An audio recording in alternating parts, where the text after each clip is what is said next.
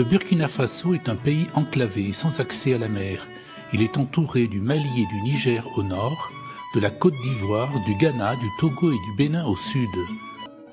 Je suis Abbé Yen Thomas Daquin, le directeur actuel de la ferme-école de Tompena. Je suis arrivé ici le 14 septembre 2011. Et la ferme-école a été initiée en 97-98 et a pris la forme de ferme-école à partir de 2008. Et actuellement, nous avons sur le site 6 élèves qui sont en formation.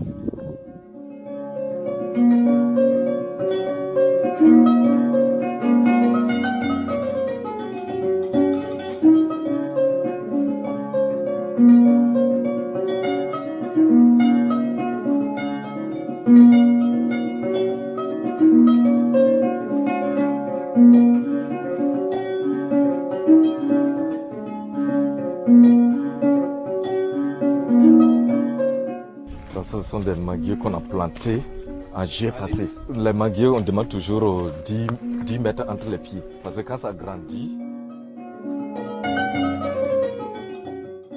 C'est le projet de panneau solaire qui a été initié avec l'aide des étudiants de Nantes en juillet 2012. Parce qu'il faut le dire, c'est un joyau, hein. Ça nous tire l'épine du pied. Tout à fait. Ah ouais. Il faut l'entretenir. Ouais.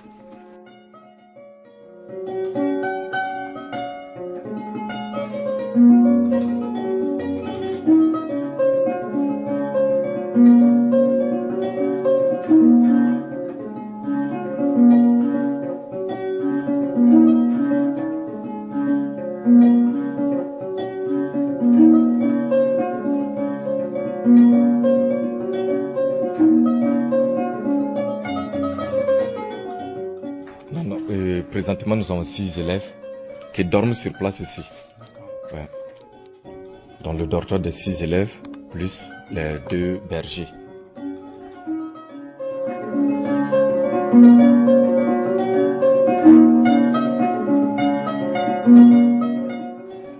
Voilà, les plus jeunes ont 15 ans.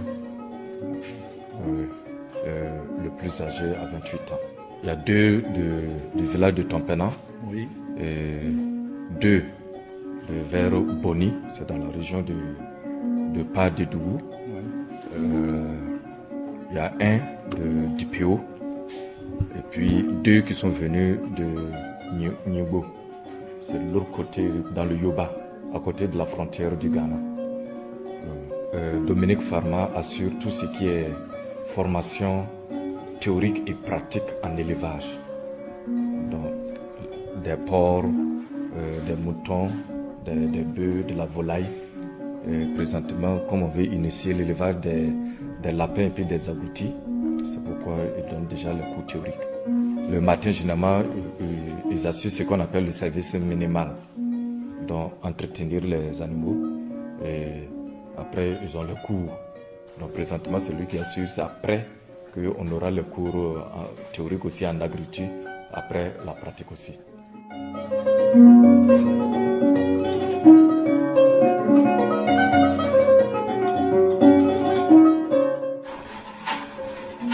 Bon, c'est le seul point d'eau qui nous ravitaille. On les récupère toujours pour les animaux. Oh oui.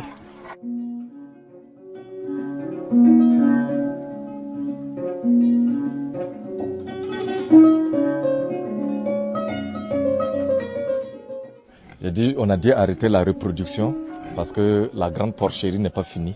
Et puis on a commandé un autre Vera pour changer l'espèce.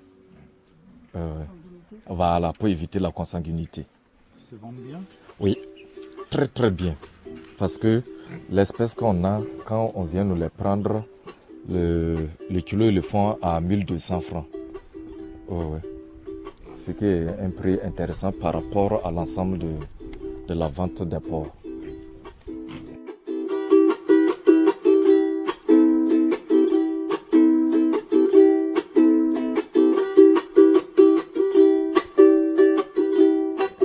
Présentement, cette cendre, nous sommes en train de l'utiliser pour le compost. J'ai appris aux élèves comment on fait le compost. Donc nous utilisons la cendre, la bouse de vache et les herbes, les mauvaises herbes pour faire le compost. En fait, c'est l'année passée que j'ai fait avec les élèves, leur montrer comment on peut faire quelque chose avec ces moyens de bord. Et donc présentement, avec les autres, c'est ça qu'on est en train de refaire pour qu'ils voient aussi. En fait, ça, ce sont des poulaillers sous forme de cages traditionnelles. Donc, on fait ces poulaillers pour montrer aux élèves comment avec des moyens de bord, on peut se lancer dans l'élevage de la volaille. Et surtout qu'avec les chaumes comme ça, vous avez une température ambiante. Et donc, présentement, avec les élèves, avec chaque promotion, moi, je les initie à la construction.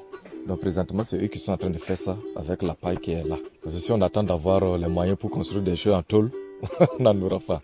Alors qu'on a les moyens de bord et qui sont efficaces.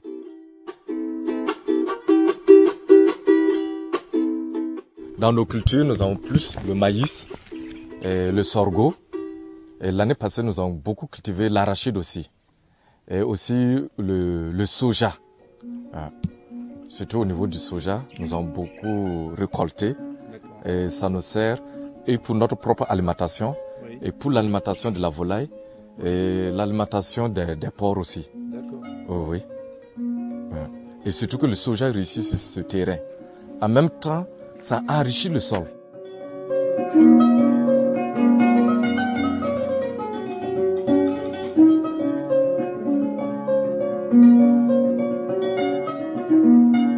Ça, c'est la pomme.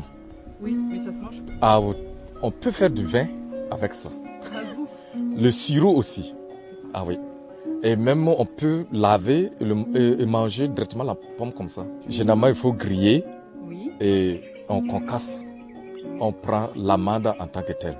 Et généralement quand on mange la pomme, il est déconseillé de boire de l'alcool ou du lait. Donc vous voyez, quand ça tombe comme ça, on vient, on les ramasse et on sépare le fruit de la pomme.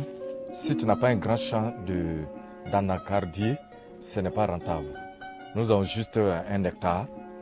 Heureusement que ça produit beaucoup. Parce que présentement, nous sommes au moins à 4 sacs de 100 kg. Donc ça veut dire 400 kg d'anacarde.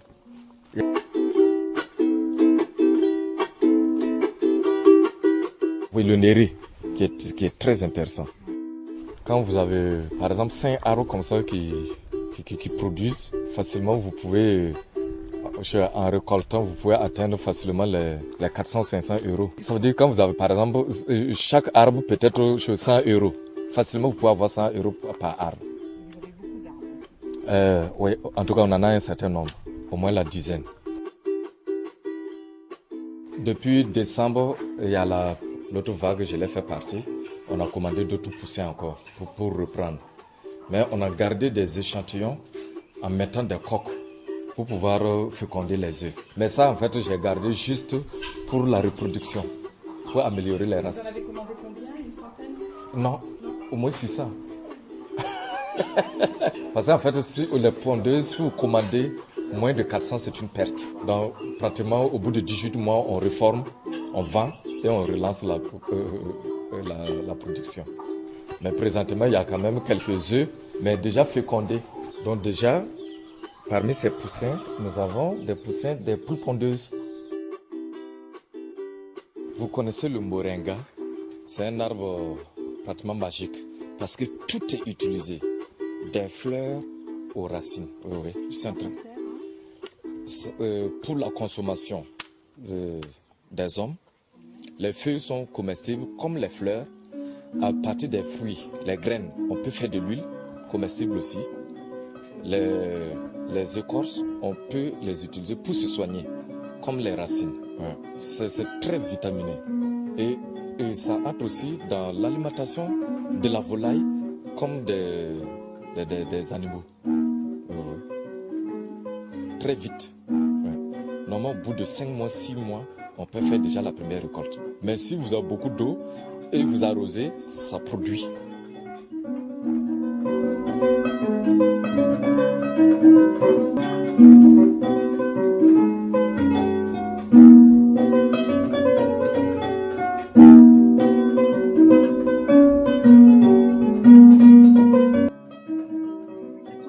manière. Voilà, exactement.